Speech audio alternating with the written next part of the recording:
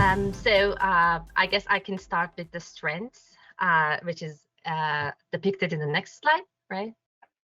So you are now a little bit familiar with the ISAM survey of the COVID, and I shared the relevant links in the chat space. So I'm just going to briefly go through the strengths of the ISAM global survey.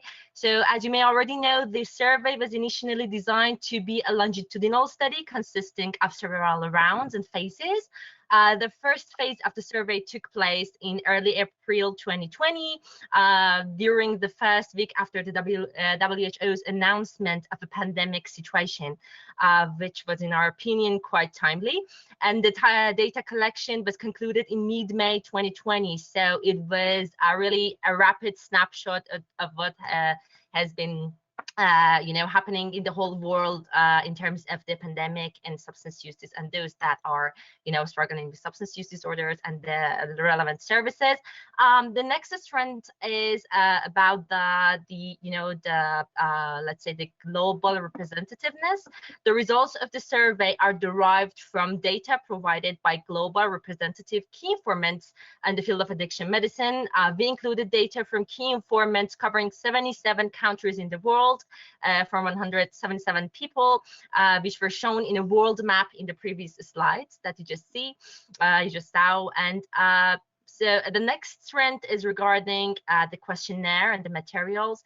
Although we could all agree that the ISAM 2020 survey was a bit long, but it covered a diverse range of topics consisting of 11 sections, such as situational assessment, societal and policymakers' reactions, safety for service providers, and the availability and accessibility of SUD services, and the early interventions, and so forth.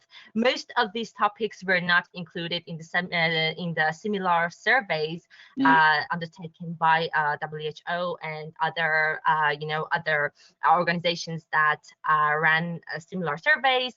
And last but not least is about the incentives that ISAM provided for those that were involved in the survey.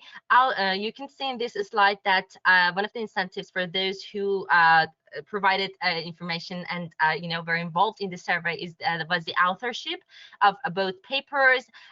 All these authors were not just those who provided information for the survey, but also they were real authors, being involved in the drafting the papers and finalizing the paper, providing comments before submission. So this was also a strength, that all the informants were not just information providers, but also real authors that were engaged in all the stages of the survey. So I'm going to hand it over. I know it was brief, but I'm going to hand it over to Arshia to briefly go through the limitations of this survey.